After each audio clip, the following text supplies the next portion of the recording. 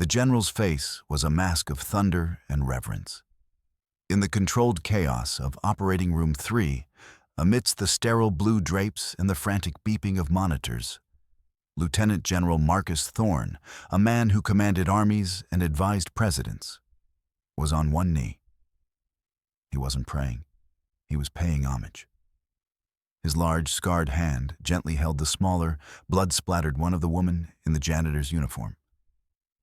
Her name tag, askew on her faded gray scrubs, read Evie. To the terrified, astonished staff of Metropolitan General Hospital, she was just the help. The quiet woman who mopped the floors, emptied the trash, her presence as unremarkable as the scent of antiseptic that clung to the walls. They called her the Mop, a casual cruelty whispered in hallways and break rooms. Now, that same woman stood over the open chest of the governor's only son, her hands moving with an impossible, terrifying grace. The man they called the Mop had just saved a life that the celebrated chief of surgery, Dr. Alistair Finch, had been moments away from losing. Finch himself stood frozen, his designer scrubs immaculate save for a single, damning bead of sweat tracing a path down his temple. His handsome face, usually a portrait of arrogant confidence, was slack with a horror that went beyond the medical emergency. It was the horror of a world turned upside down, of a hierarchy shattered into a million pieces. He stared at the 3-star general kneeling before the floor staff, and his mind simply refused to process the image. What is this? He stammered, his voice a pathetic croak that was swallowed by the sheer gravity of the moment. She's a janitor. General Thorne didn't even glance at him. His eyes, which had witnessed the worst and best of humanity on battlefields across the globe, were locked on Evie. He saw past the worn-out uniform, past the tired lines etched around her eyes, past the slight, almost unnoticeable limp. He saw the ramrod stillness of her posture, the unflinching calm in her gaze. And he saw the faded ink on her inner wrist, a symbol he hadn't seen in a decade, but had never forgotten. A caduceus, the serpent staff of medicine, entwined with the brutal finality of a combat knife. "Call sign, Angel." The general's voice was a low rumble, thick with a decade of unshed emotion. "Is that you?" How had it come to this? How had the invisible woman who cleaned their messes become the only person who could clean up this one? How had a quiet life of anonymity, sought after years of noise and fire and blood, been so utterly destroyed in the space of 10 minutes? The answer lay in the 10 years before, in the dust of Kandahar and the halls of Walter Reed, in a life she had tried to bury. But the past is never truly buried. It lies in wait, patient as a predator, for the one moment of crisis when it can claw its way back into the light. For Colonel Evelyn Reed, the woman they called the Mop, that moment had just arrived. And for Dr. Alistair Finch, the man who believed he was a god in his own sterile kingdom, judgment had come, not in a bolt of lightning from the heavens, but in the form of a quiet woman with a mop bucket and a past more storied and terrible than he could ever imagine. The world he knew was ending, not with a bang, but with the quiet, devastating whisper of a forgotten name. 12 hours earlier, the world had been in its proper order. The sun rose over the city, casting long shadows from the glass and steel monolith of Metropolitan General Hospital. Inside, the day began not with a surgeon's scalpel, but with the squeak of rubber wheels and the slosh of water. Evelyn Reed pushed her cart through the silent, pre-dawn corridors, a ghost in gray scrubs. Her movements were a study in efficiency, honed over years not of janitorial work, but of something else entirely. There was no wasted motion.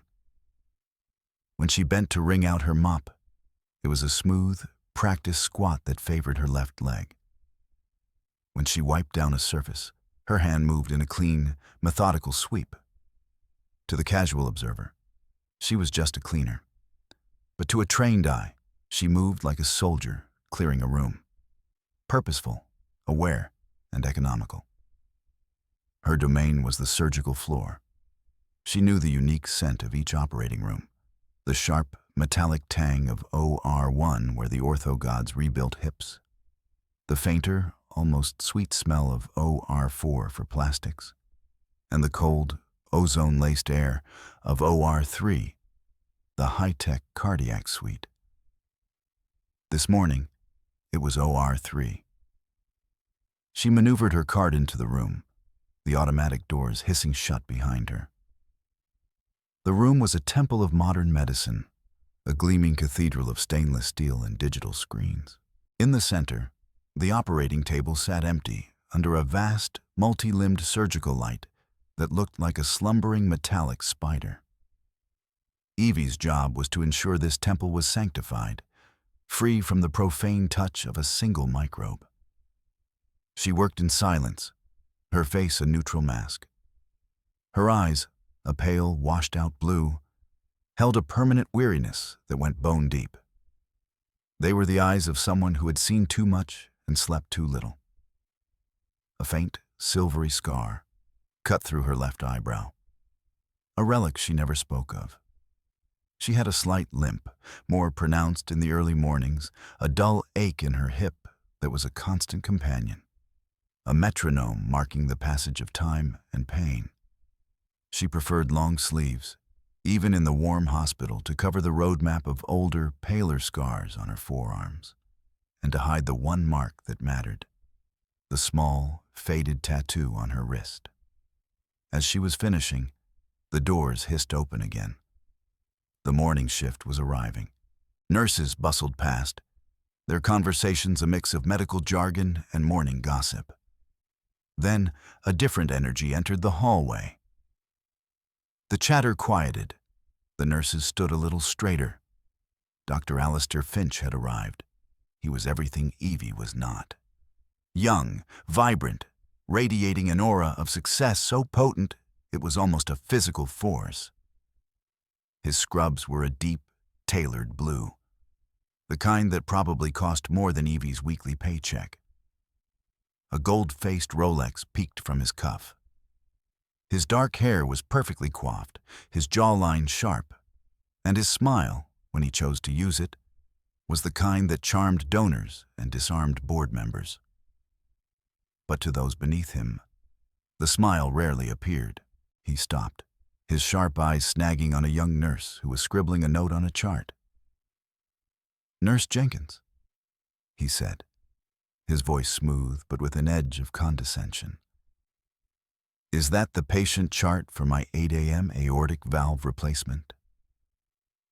The nurse, no older than 22, looked up startled. "Yes, doctor."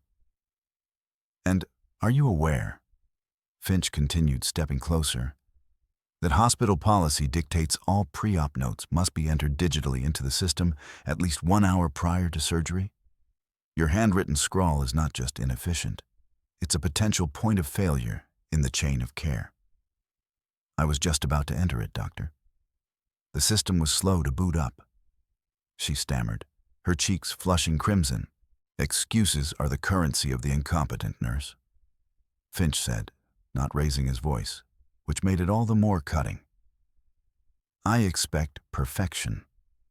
The families of my patients expect perfection. Is that understood?" "Yes, Dr. Finch." He gave a curt nod and swept his gaze around the hallway, a king surveying his court. His eyes landed on Evie, who was now standing by her cart, waiting for the corridor to clear. He didn't know her name. He didn't care to. To him, she was part of the infrastructure, like the lights or the floor tiles. He looked at her, then at the gleaming floor of OR3 she had just finished. "See to it that my theater remains pristine," he said, not to her directly, but to the air around her. I'll be performing a rather complex procedure today. I can't have my concentration broken by the sight of filth." He didn't wait for a reply. He swept into the surgeon's lounge, leaving a wake of intimidation behind him. The young nurse, Jenkins, fought back tears. Another, older nurse put a comforting hand on her shoulder. Evie remained still, her expression unchanged. She had heard worse. Far worse. She simply gripped the handle of her mop a little tighter, the worn plastic cool against her skin, and waited. A moment later, a young resident with bright, intelligent eyes and a kind face hurried down the hall. This was Dr. Lena Petrova. She was new, still in that phase of her career where she was more in awe of the medicine than the egos that practiced it. She saw Evie waiting patiently and offered a small, genuine smile. "Good morning, Evie," she said softly. Evie's neutral expression softened almost imperceptibly. "Doctor," she replied, her voice quiet, raspy from disuse. "The floor looks amazing, as always," Petrova added, before rushing to catch up with the other residents. It was a small kindness, a fleeting moment of recognition in a world built on rigid, unforgiving hierarchies. For Evie, it was enough. She gave a slow nod to the empty space where Petrova had been, then wheeled her cart towards the supply closet. The day was just beginning, and in the world of Dr. Alistair Finch, that meant there would be ample opportunities for cruelty before it was over. Evie knew her job. Stay invisible, stay silent, and endure. It was a skill she had perfected in places far more dangerous than the hallways of Metropolitan General. The first public display of Dr. Finch's particular brand of tyranny came just before 10 a.m. He was in OR 3, performing what he'd grandly called a complex procedure, a routine mitral valve repair that a competent surgeon could do in their sleep. But Finch treated every surgery as a performance, a masterclass for the gallery of residents and medical students watching from the observation dome above. He moved with a practiced, theatrical flair, narrating his every move for his captive audience. Evie was outside, quietly mopping the scrub room, the rhythmic swish of her mop, a counterpoint to the electronic hum from within the OR.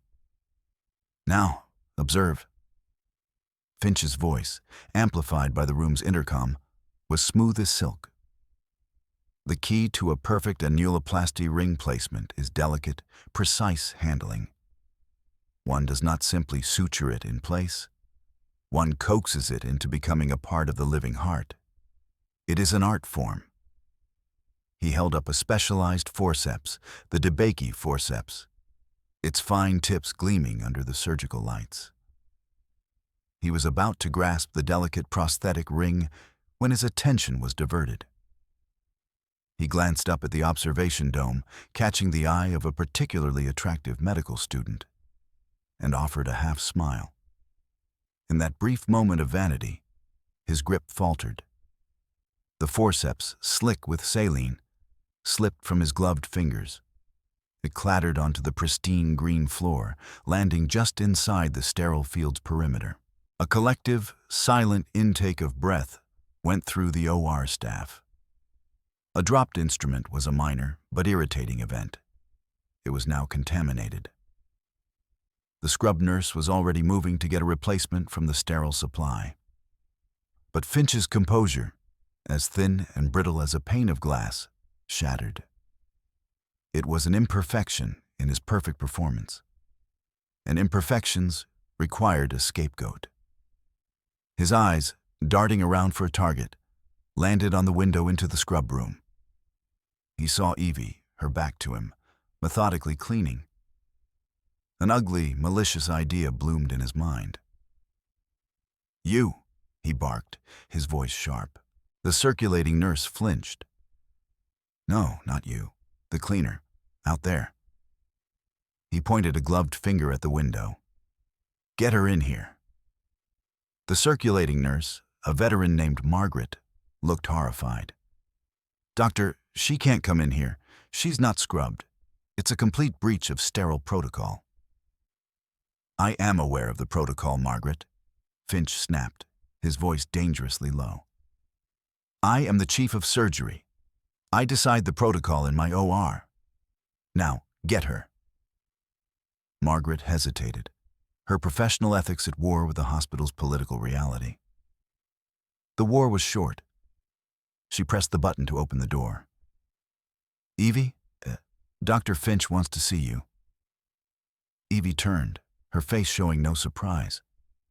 She knew this tone. It was the tone of an officer about to deliver a pointless, humiliating dressing down to a private for a badly polished boot.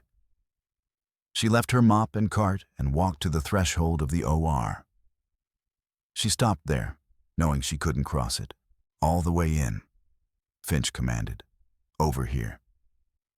Evie took a slow breath and stepped onto the green floor of the operating room. The air was colder in here, the tension palpable.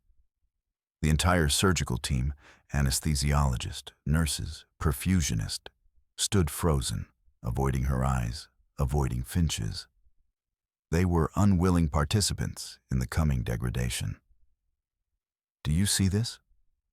Finch pointed to the forceps on the floor with his foot. This is a highly specialized, very expensive piece of equipment.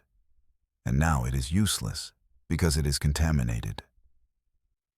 Evie said nothing. She merely looked at the instrument. I dropped it. Finch continued, a cruel smirk playing on his lips. Because I was distracted. Distracted by the incessant, rhythmic banging of your mop against the wall. It's like trying to perform microsurgery next to a construction site. It was a blatant lie. Her mop hadn't touched the wall. She used a rubber guard on her bucket for that exact reason. But the truth didn't matter. Pick it up, Finch ordered. Evie didn't move. It's in the sterile field, sir. I can't. Oh, I think you can, Finch said, his voice dripping with venom. Your filthy hands can't possibly make it any dirtier. Pick it up. Slowly, deliberately, Evie bent down, her hip protesting with a dull throb. She picked up the forceps, not by the delicate tips, but by the heavy handle. She straightened up and held it out. No, no, Finch said with a dismissive wave. We can't use that now. You've touched it. Give it to the nurse.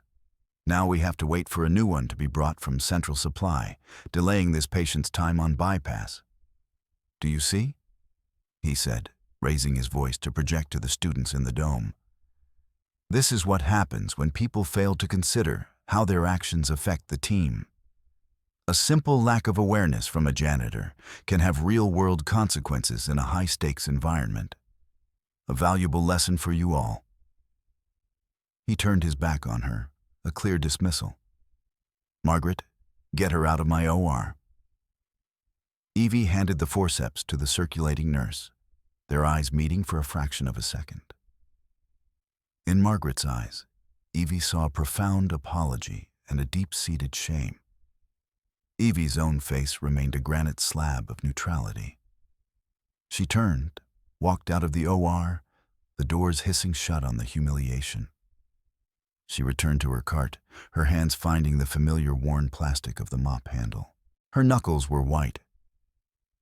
In the quiet of the scrub room, she closed her eyes for a moment. She could feel the phantom weight of a different tool in her hand. Not a mop, but a scalpel. Not a hospital, but a canvas tent filled with the groans of the wounded. She took a deep, shuddering breath, pushing the memory down. Later, in the small, windowless staff break room, she sat alone, drinking a cup of lukewarm coffee. Unconsciously, her thumb began to rub the inside of her other wrist, tracing the outline of the tattoo hidden beneath her sleeve. It was a nervous habit, a way of grounding herself that she'd never quite managed to break. Dr. Petrova entered the break room to grab a bottle of water and saw her. She saw the tension in Evie's shoulders, the distant, haunted look in her eyes, and the repetitive, almost desperate motion of her thumb on her wrist. Petrova had witnessed the entire scene from the observation dome. She felt a sick knot of injustice in her stomach. She wanted to say something, to offer some word of support. But the gulf between a surgical resident and the cleaning staff felt 1,000 miles wide. She just took her water and left. But the image of Evie's quiet, profound dignity in the face of such casual cruelty stayed with her for the rest of the day. The cruelty, having found a target, did not abate. It escalated. 2 days later, another incident pushed Evie closer to the edge. Dr. Finch had just completed a coronary artery bypass graft.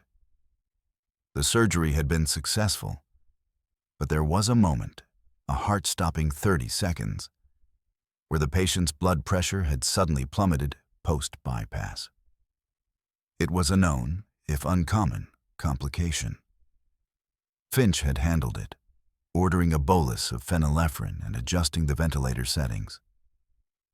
But for that half-minute, his mask of supreme confidence had slipped. Dr.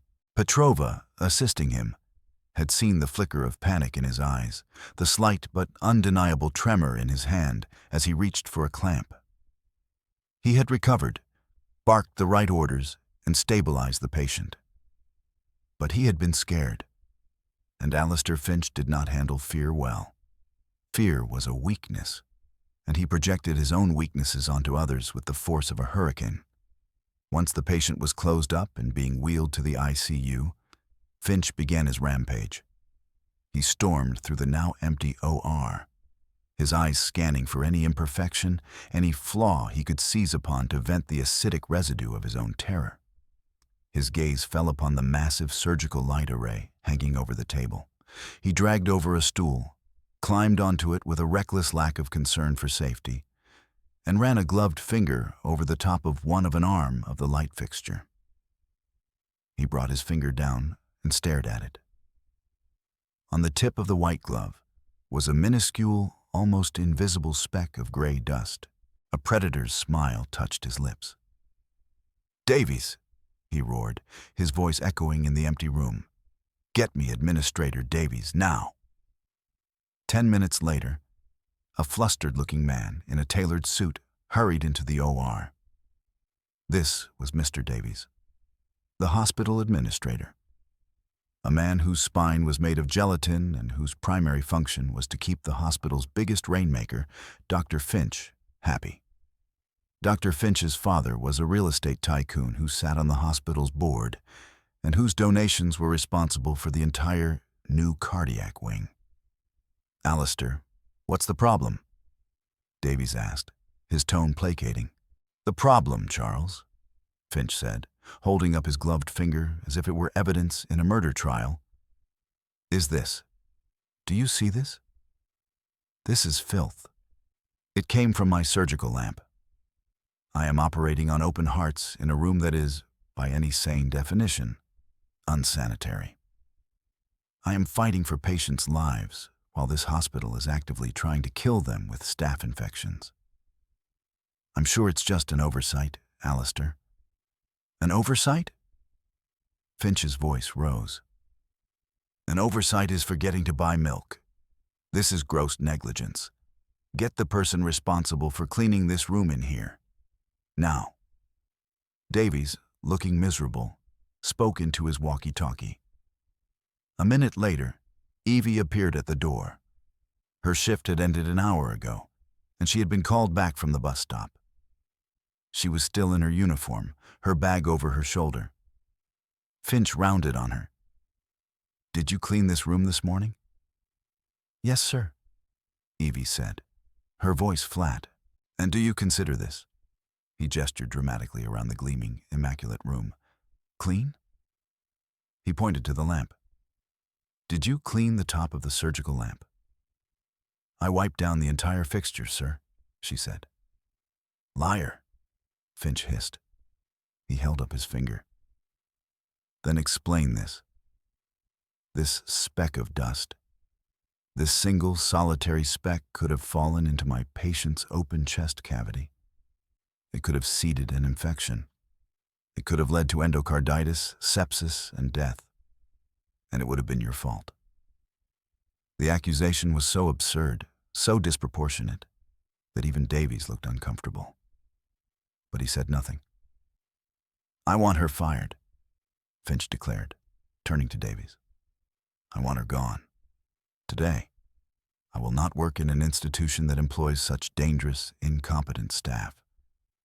Is this the standard of cleanliness you find acceptable, Davies? This woman is a health hazard. Her incompetence could kill someone. I want her gone. Evie stood perfectly still, her face unreadable. She didn't plead. She didn't argue.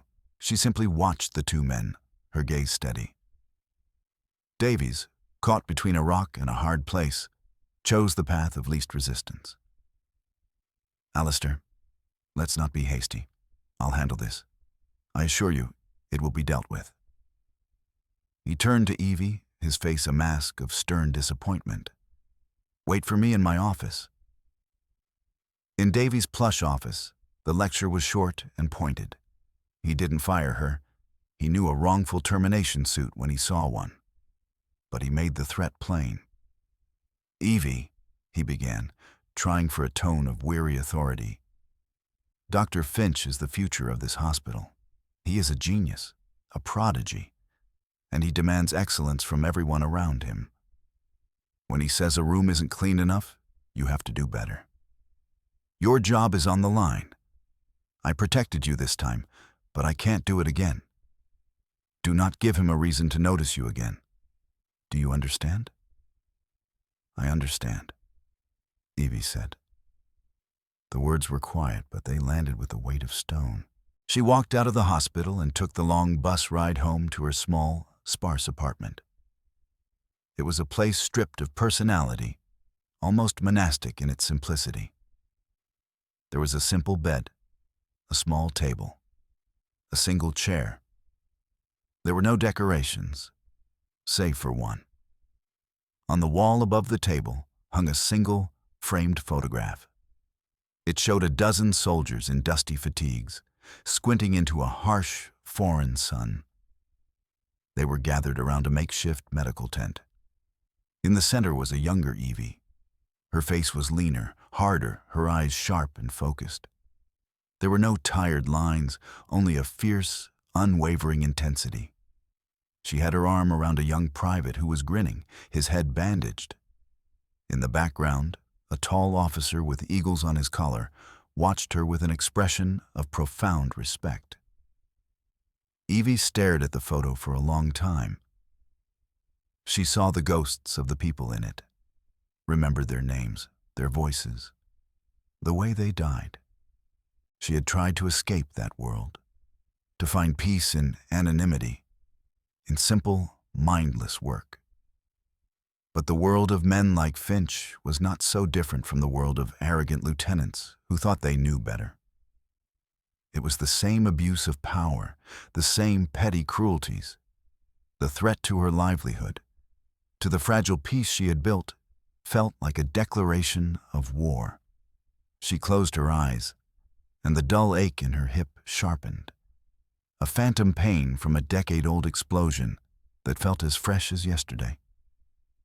The storm broke that evening, a furious biblical deluge that turned the city streets into raging rivers. Wind howled, rattling the windows of the hospital, and rain lashed against the glass in blinding sheets. For hours, the city held its breath.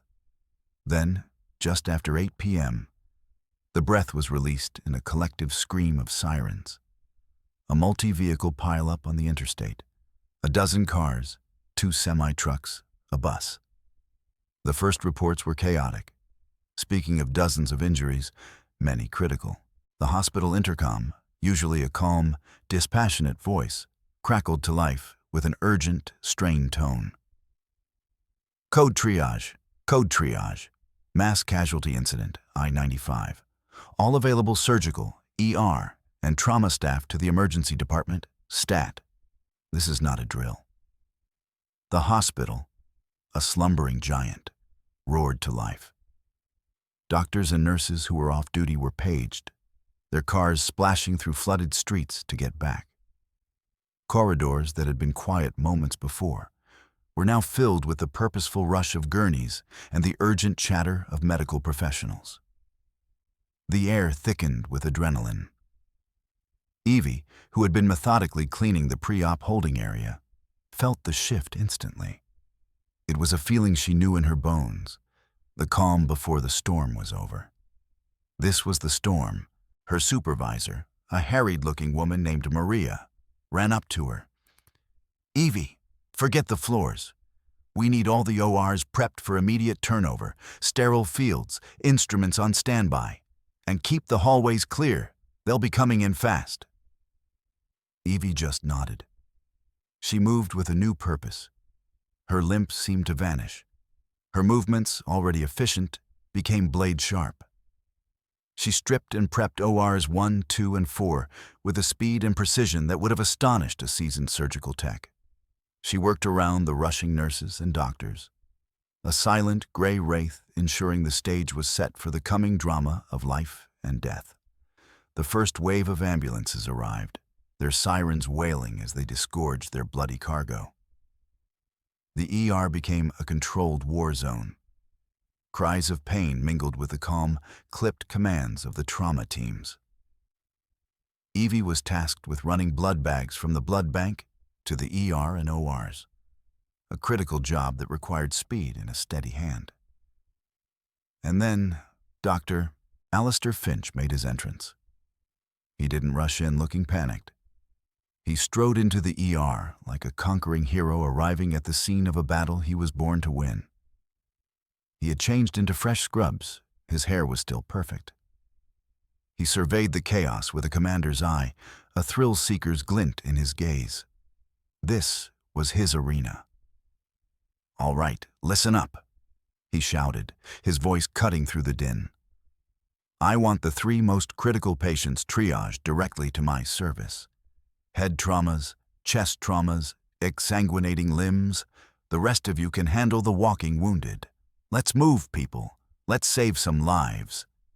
He was alive, electric, soaking in the adrenaline and the opportunity to cement his legend. A gurney was rushed in by frantic paramedics, flanked by 2 stone-faced state troopers. The patient was a young man, pale and unconscious, his chest bearing a gruesome impalement wound from a piece of twisted metal. "This is the governor's son," a paramedic yelled. He was in the first car. Vitals are unstable, suspected tension pneumothorax, and possible aortic injury. Finch's eyes lit up. The VIP, the ultimate prize. "He's mine," Finch declared, a possessive, triumphant tone in his voice. "Get him to OR 3, now. Petrova, you're with me. I want the best anesthesiologist we have, and I want a full vascular tray on standby." As the team rushed the gurney towards the elevators, they passed Evie, who was hurrying in the opposite direction with a cooler of O-negative blood. Finch saw her and, even in the midst of the crisis, couldn't resist a final twist of the knife. He stopped her with a hand on her arm. "You," he said, his voice low and intense. "The hallways are going to be rivers of blood. Your job is to mop it up. Stay out of the way of the professionals. Don't speak unless spoken to. Don't touch anything you're not told to touch. Just mop. Got it?" Evie looked from Finch's arrogant face to the pale, dying face of the young man on the gurney. She saw the specific nature of the wound, the distended veins in the boy's neck, the tracheal deviation that was just beginning. She knew exactly what was happening inside that chest. She knew how little time he had. She met Finch's gaze. "Got it," she said, her voice devoid of any emotion. Finch gave a satisfied smirk and jogged to catch up to the gurney. "Let's go, people. The clock is ticking." Evie watched them disappear into the elevator. She looked down at the cooler of blood in her hands, then back at the trail of red drips on the floor leading from the ambulance bay. The clock was ticking, indeed, and she had a terrible, sinking feeling that the man in charge had no idea how to read it. She followed, not with her mop, but with a grim certainty, her steps slow and deliberate, a shadow drawn towards a gathering darkness. The controlled chaos of the ER devolved into pure, unadulterated panic in OR3. Under the brilliant glare of the surgical lights, the governor's son was fading. The piece of shrapnel was lodged deep in his chest, having torn through his left lung and now resting perilously close to the descending aorta. Finch had opened him up, a wide, desperate thoracotomy. But the situation inside was far more complex than he had anticipated. Blood filled the chest cavity faster than the suction could clear it. "More suction!" Finch yelled, his voice strained. "I can't see a damn thing." Doctor Petrova, her face beaded with sweat behind her surgical mask, worked frantically to assist. "Pressure is dropping, doctor. 70/40. Hang more blood. Give me 2 units of FFP," Finch commanded. Then, as if the situation weren't dire enough, the hospital's lights flickered violently. A collective gasp went through the room. The main power grid, strained by the storm, was failing. The backup generators kicked in with a groan, but the lights remained unstable, dimming and brightening in a sickening rhythm. The main patient monitor blinked off for a terrifying second before rebooting. That was the moment Alistair Finch broke. The combination of the VIP patient, the uncontrollable bleeding, the technical failures, and the memory of his near failure 2 days prior converged into a perfect storm of panic in his mind. His hands, which had been moving with forced, jerky confidence, now began to shake uncontrollably. He stared into the bloody cavern of the young man's chest, his mind a total blank. He was a fraud, and in the crucible of a true crisis, the truth was being burned into the open. "Doctor?" Petrova's voice was sharp with rising fear. "Doctor, what are your orders?" Finch didn't answer. He just stared, his breath coming in shallow pants. The perfusionist, monitoring the bypass machine, looked up with wide, terrified eyes. "He's in V-fib. We're losing him." The steady beep of the EKG dissolved into a chaotic, shrieking alarm. "Cardiac arrest." "Charge the paddles. 200. Finch finally croaked, a textbook response learned in a classroom, not a command born of instinct. But they couldn't shock him. The chest was wide open. "Internal paddles," Petrova yelled. But Finch seemed not to hear her. He was paralyzed, a statue in blue scrubs, his hubris melting away to reveal the terrified, incompetent man beneath. Evie had been tasked with keeping the OR corridors supplied and clean. She had just finished mopping a trail of blood leading to OR3's door when she heard the alarms shift from urgent to terminal. Through the small window in the door, she saw the scene. The flashing red lights on the monitors, the frantic but directionless movements of the nurses, and Dr. Finch, frozen, useless, a deer in the headlights of oncoming death. She saw Dr. Petrova looking at Finch with dawning horror. She saw the life ebbing out of the boy on the table. Something inside her snapped. The vow of anonymity, the years of self-imposed exile, the desire for peace. It all burned away in a single, incandescent flash of duty. She had made a promise long ago, not to a flag or a country, but to the wounded. A promise that she would never stand by and watch someone die if she could stop it. She dropped her mop. It clattered to the floor, the sound sharp and final. She pushed open the door and walked into the operating room. "Get out of the way, doctor," she said. Her voice was not the quiet, raspy whisper they were used to. It was a command, low, clear, and absolute. Finch turned, his eyes wide and uncomprehending, as if a piece of furniture had just spoken to him. What? What did you say? Security. Get her out of here. But Evie was already moving. She ignored him, her eyes fixed on the patient and the monitors. She saw the immediate problem, the one Finch had missed in his panic. He doesn't need paddles. He has cardiac tamponade. The pericardium is full of blood. It's squeezing the heart. He needs a pericardiocentesis now. She didn't wait for permission or agreement. Her hands, so recently holding a mop handle, moved with the speed of a striking snake.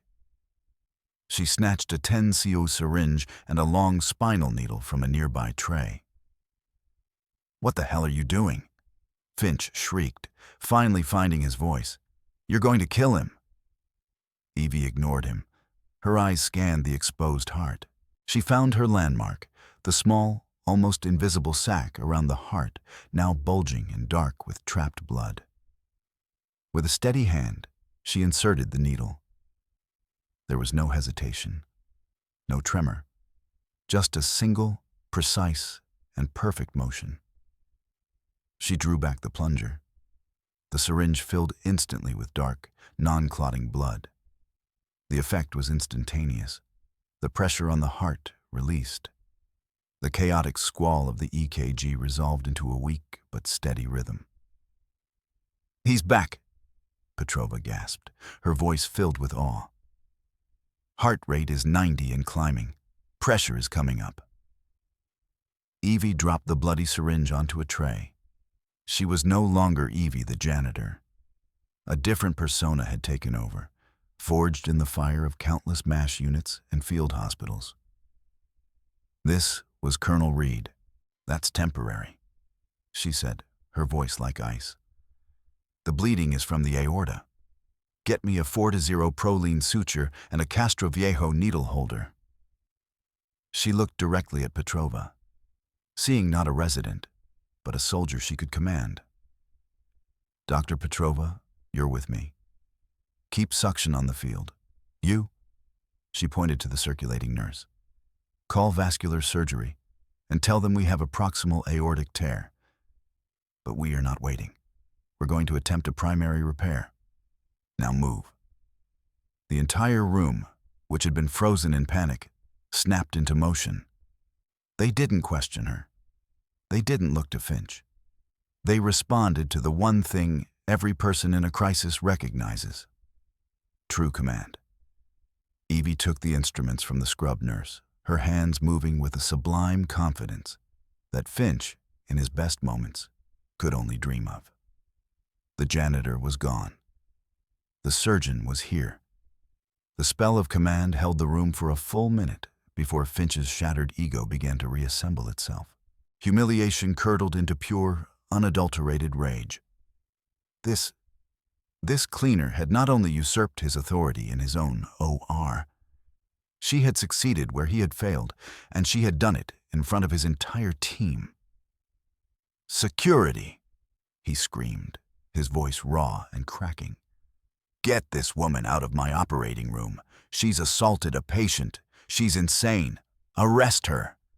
2 burly hospital security guards, alerted by the shouting, burst through the doors, their hands on their holstered tasers. They saw the bizarre scene. The chief of surgery pointing a shaking finger at a janitor who was now calmly placing a suture in the chest of the patient on the table. "Ma'am, you need to step away from the patient," one of the guards said, advancing cautiously. But the OR team, now under Evie's unwavering command, instinctively closed ranks. Dr. Petrova, holding the suction tube, physically moved to place herself between the guard and Evie. "Get back!" Petrova yelled, her voice fierce. "She is saving his life. He is trying to kill him." She gestured with her head towards Finch. The guards hesitated, confused. This was not the scenario they were trained for. At that exact moment, the OR doors swung open again with such force they slammed against the walls. This time, it wasn't security. It was a phalanx of authority. In the lead, was the sweating, panicked face of Administrator Davies. Behind him were two grim-faced state troopers in full uniform, and between them, a man who seemed to carry his own atmosphere of power. He was tall, ramrod straight, in his late 50s, his hair graying at the temples. His Army service uniform was perfectly pressed, the shoulders bearing the impossible weight of 3 silver stars. Lieutenant General Marcus Thorne, the governor, stranded by the storm, had dispatched his oldest and most trusted friend, a man who happened to be the Deputy Chief of Staff of the entire U.S. Army, to personally oversee his son's care. Finch saw the general and saw a lifeline. His savior had arrived. "General, thank God you're here," he cried, his voice thick with a perverse theatrical relief. "This is a madhouse. This janitor, she's had some kind of psychotic break. She attacked my patient with a needle. She needs to be arrested immediately. We have to get her away from him before she does more damage." General Thorne's gaze swept the room with the cool, appraising eye of a battlefield commander. He took in the patient on the table, whose vitals on the monitor were now miraculously stable. He saw the OR team working with a new, focused intensity. He saw the apoplectic chief of surgery. And then his eyes landed on the janitor. He looked at the woman in the blood-splattered gray scrubs. He saw her back, the focused set of her shoulders as she worked. Something about her stance, the way she was braced, favoring her left leg, pricked at his memory. He took a step into the room, his eyes narrowing. He watched her hands move, her fingers dancing with the needle holder and forceps, a ballet of life-saving precision. He had seen hands move like that before, in a dusty, blood-soaked tent under the unforgiving Afghan sun.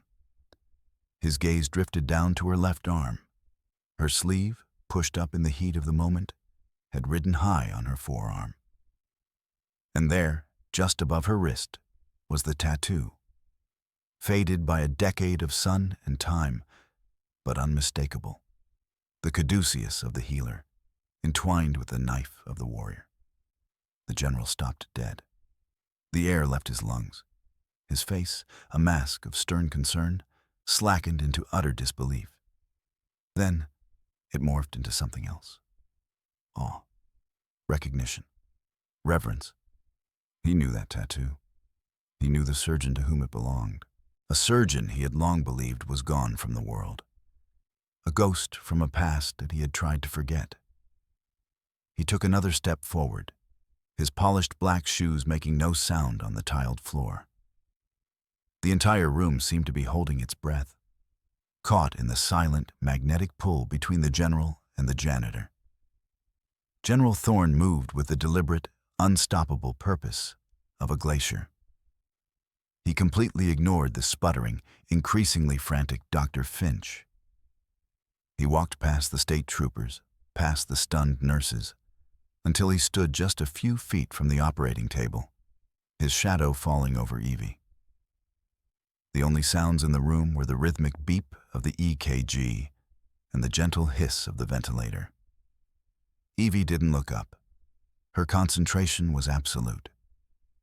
She was placing the final suture to repair the tear in the aorta, her movements economical and flawless. "Call sign Angel," the general said. His voice was not a question, but a statement of incredulous fact. It was low, gravelly, and loaded with a decade of unspoken history. "Is that you?" At the sound of the name, a name she hadn't heard in 10 years, a name that belonged to another life, another person, Evie's hands faltered for a fraction of a second. She finished tying the knot, her movements suddenly tight. Slowly, she lifted her head. Her pale blue eyes, shielded by a surgeon's loops she'd taken from a nearby tray, met the general's. The mask of the stoic janitor, the iron control of the command surgeon. It all cracked. In her eyes, Thorne saw a flicker of the same fierce woman he remembered. but it was buried under layers of pain, exhaustion, and a profound, soul-deep weariness. She gave a single, tiny nod, a barely perceptible motion. "Marcus," she whispered, her voice so soft it was almost lost in the hum of the machines. Finch, seeing his authority being completely subverted, finally lost the last shred of his composure. "What is this? What are you talking about? Who is Angel? This is a hospital, not a war movie. She's a janitor. Her name is Evie. She mops the floors." General Thorne turned his head with a lethal slowness, his gaze fixing on Finch. The look in his eyes was one of such pure, undiluted contempt that Finch physically recoiled. It was the look a man gives to something he has just scraped off his boot. "This janitor," Thorne said, his voice now ringing with the cold steel of command, a voice used to sending men into battle, "is Colonel Evelyn Reed, United States Army Medical Corps, retired. She is the recipient of the Distinguished Service Cross, the Silver Star, and 2 Purple Hearts. She is not a janitor who mops floors. She is the single most decorated combat surgeon of her generation. She is a legend, and she is the woman who saved my life." He turned back to Evie. He looked at her. Standing there in her janitor's uniform, covered in another man's blood, having just performed a miracle. Then he did something that shattered every conception of hierarchy and protocol in the room. Lieutenant General Marcus Thorne, a man before whom congressmen and captains of industry stood in deference, went down on one knee. He did not bow his head. He looked up at her, his eyes filled with a powerful, raw emotion. He took her left hand, the one with the tattoo, the one that wasn't holding a surgical instrument, into his own. His grip was firm, respectful. "On behalf of a grateful nation, Colonel," he said, his voice thick with emotion. "And on behalf of a very, very grateful old soldier, thank you for your service." He paused, his gaze unwavering. "And thank you for saving my life in that hellhole in Kandahar." A tear traced a path through the grime on Dr. Petrova's cheek. The other nurses stood in stunned, reverent silence. Davies's mouth was hanging open, his face the color of ash. Thorne released her hand and stood up, his demeanor shifting back to pure command. He pulled out his satellite phone. "Get me the Pentagon Situation Room," he barked at a nearby state trooper. "Use my authorization code, Thorne Alpha 3. He then looked at his aide. "Find Colonel Reed's service record. It's sealed under the Heroes Act. Unseal it. Authorization Thorne, Marcus, Lieutenant General. Read the summary of citations. I want everyone in this goddamn room to know who they are in the presence of." The aide, fumbling with his own secure tablet, quickly found the file. A moment later, his voice, trembling slightly, filled the cavernous silence of the OR. "Colonel Evelyn Reed. Citations include Distinguished Service Cross for valorous actions during the Battle of Fallujah, performing life-saving surgery on 17 wounded Marines under direct enemy fire for 9 consecutive hours. Silver Star for gallantry in action, Operation Enduring Freedom, successfully repelling an insurgent attack on the field hospital at Camp Bastion while simultaneously performing a craniotomy on a wounded soldier. Bronze Star with V device for valor. Purple Heart, first award. Purple Heart, second award." The aide's voice continued, listing battles and dates that were like a litany of the last decade's wars. He detailed the incident Finch had unwittingly dismissed as a war movie. A direct mortar hit on a forward surgical team in Kandahar. The lead surgeon killed instantly. Evie, then Major Reed, was wounded, her leg shattered by shrapnel. For 19 straight hours, with no power, using only a flashlight held by a terrified private, she had performed surgery on 12 critically wounded soldiers, including a visiting brigadier general named Marcus Thorne, who had taken shrapnel to the chest. She saved every single one of them.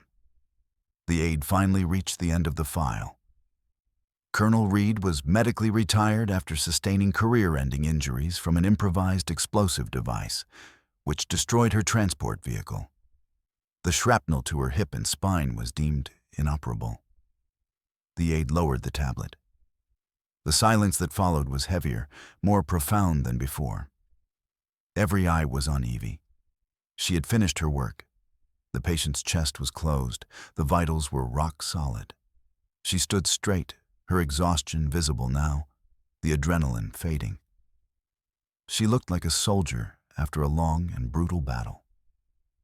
Dr. Alistair Finch stared at her, his face a canvas of dawning, abject horror. The woman he had tormented, humiliated, and threatened.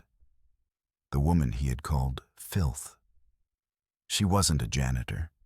She was a hero. And he, in his arrogance, had been trying to swat a giant. The silence in the operating room was the calm at the eye of a hurricane. It was a silence pregnant with consequences, thick with the unraveling of one man's world and the reclamation of another's. Alistair Finch, his mind reeling, his world tilting on its axis, made one last desperate lunge for the life raft of his former authority. It was the reflex of a drowning man clawing at anything that floats. This is absurd, he stammered, his voice a pathetic squeak. He pointed a trembling finger at Evie. Her medical license, if she ever even had one in this state, is surely expired. She's a civilian. What she did here was reckless, illegal. She's a liability. I am still the chief of surgery here, and I am pressing charges for assault and practicing medicine without a license. General Thorne, who had been watching Evie with a look of profound pride, turned his head slowly. The shift in his demeanor was terrifying. The warmth vanished, replaced by an arctic cold. He took a step towards Finch, and the younger man flinched back as if he had been physically struck. "You are the chief of nothing," Thorne said, his voice dangerously quiet, each word a perfectly polished shard of ice. "You are a disgrace to the medical profession and an insult to every competent doctor who has ever worn a pair of scrubs." He turned his formidable attention to the hospital administrator, Mr. Davies, who looked as if he was about to be physically ill. "Mr. Davies?" Thorne began, his tone deceptively conversational. "You have a choice to make, right here, right now. Option A. You can stand by this child who plays doctor, in which case I will personally ensure that your largest donor's son," he gestured to Finch, "is arrested for criminal negligence, reckless endangerment, and dereliction of duty in a medical emergency. The governor, a personal friend of mine, will be most interested to hear how the man in charge of this hospital's surgical department froze like a coward and almost let his son die." Thorne let that sink in before continuing. "Furthermore, I will launch a full Department of Defense and Inspector General's investigation into this hospital's hiring practices, its safety protocols, and its professional standards, starting with how a man of his demonstrable incompetence and questionable character was ever put in charge of a broom closet, let alone a surgical wing. I will bury this institution in lawsuits and federal inquiries. Your career will be over. This hospital's reputation will be radioactive for a generation." He paused, letting the weight of his words crush Davies. "Or, there is option B. You do the right thing." Davies, his face pale and slick with sweat, didn't hesitate. He looked at Finch with the eyes of a man cutting a gangrenous limb loose to save his own life. "He's fired," Davies choked out. "Effective immediately. His privileges are revoked." "That's a start," Thorne said, his voice devoid of satisfaction. He then nodded to one of the state troopers. "Captain, take Dr. Finch into custody. The governor will want to speak with him personally about the man who almost let his son bleed to death on a table." "Yes, sir," the trooper said, stepping forward. "You can't do this!" Finch shrieked as the trooper grabbed his arm. The facade of the brilliant surgeon crumbled completely, revealing the terrified, petulant child beneath. My father will ruin you. He'll own you, all of you." He began to struggle, his screams echoing through the pristine operating room as the troopers efficiently cuffed his hands behind his back. "She's a washed-up, crippled old woman.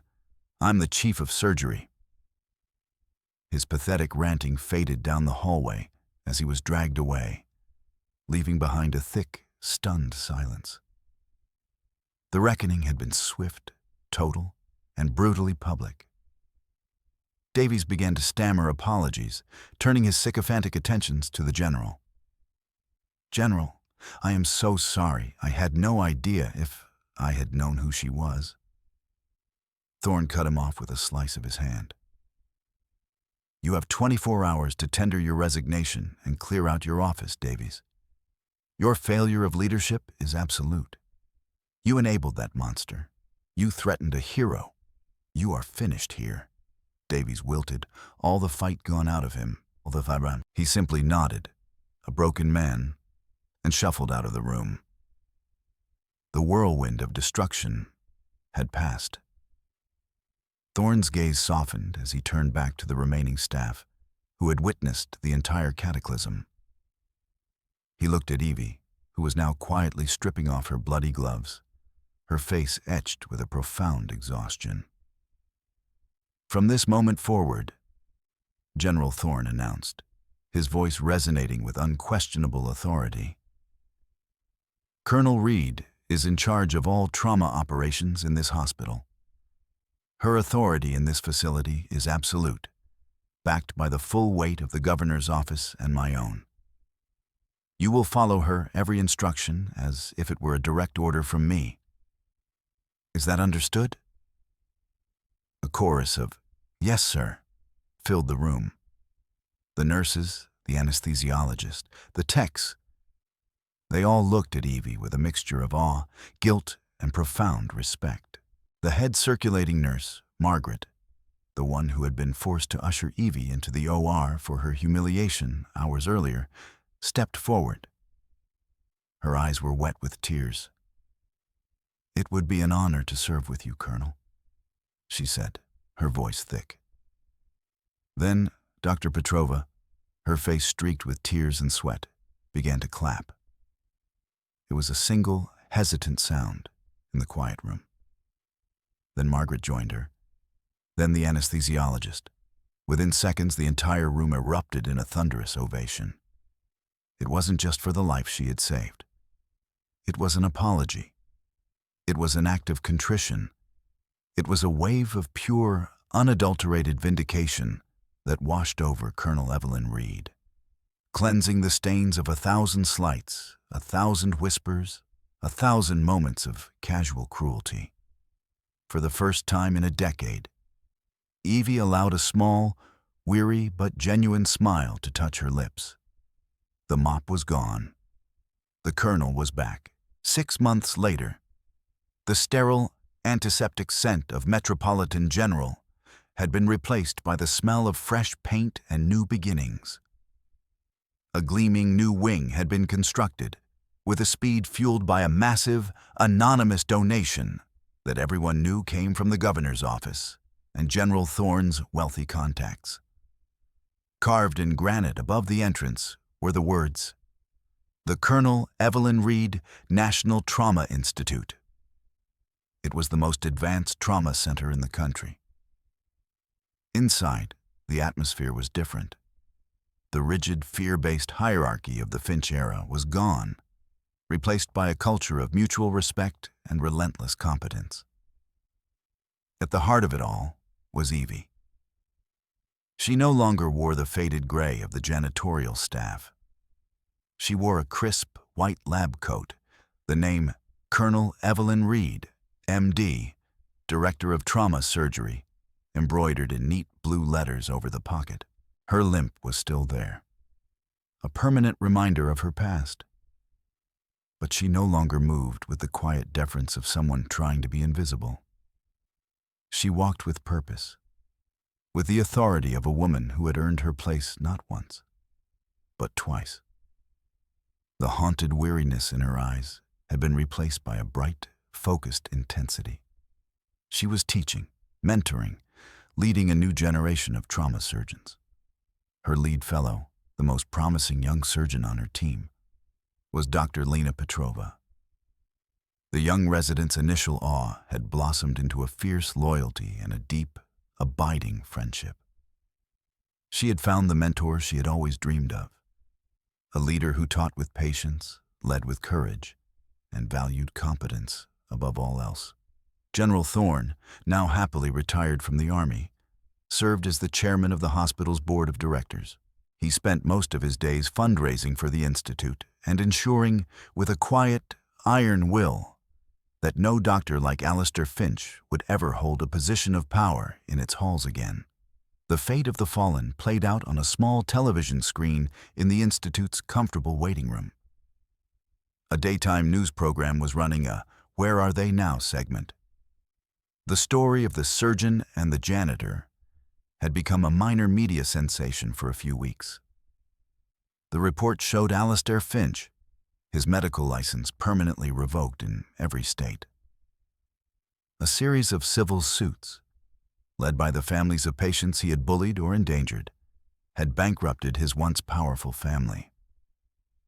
The final, humiliating image was a paparazzi shot of a haggard, broken-looking Finch, his designer clothes replaced by a cheap red vest, parking a Bentley for a wealthy patron at a downtown restaurant. He had become a valet, a servant to the world he once ruled, a small, dark piece of irony that was not lost on anyone who knew the story. Of Mr. Davies, there was less to say. He had vanished from the public eye, his career in hospital administration obliterated. A footnote mentioned he was last heard of selling life insurance in a small, forgotten town in the Midwest.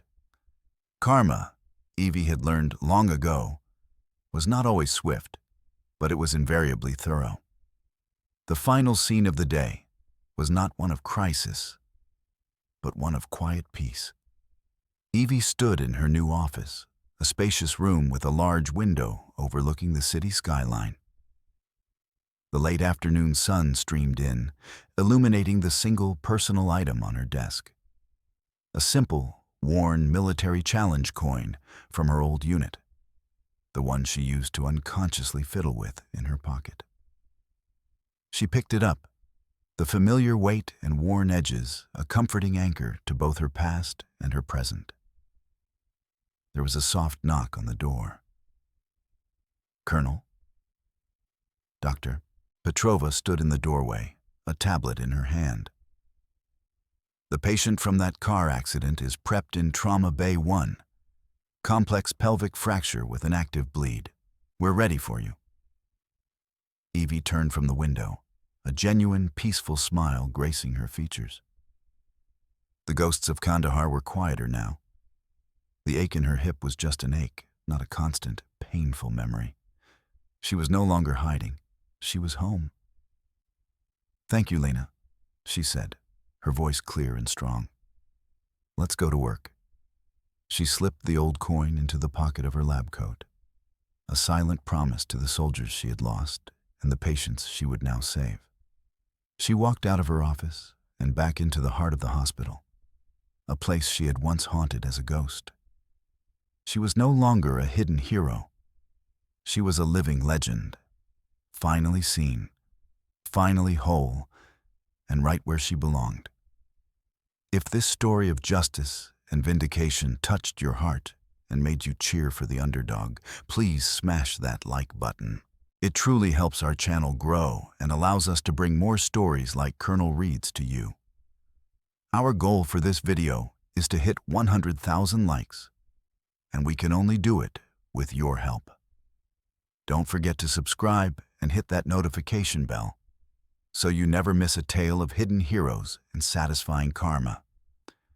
Share this story with someone who knows that true worth isn't about the title you hold, but the character you show under pressure. And tell me in the comments below, what was the moment you felt the most satisfaction watching Dr. Finch's world crumble? We love reading your responses. Thanks for watching, and we'll see you in the next story.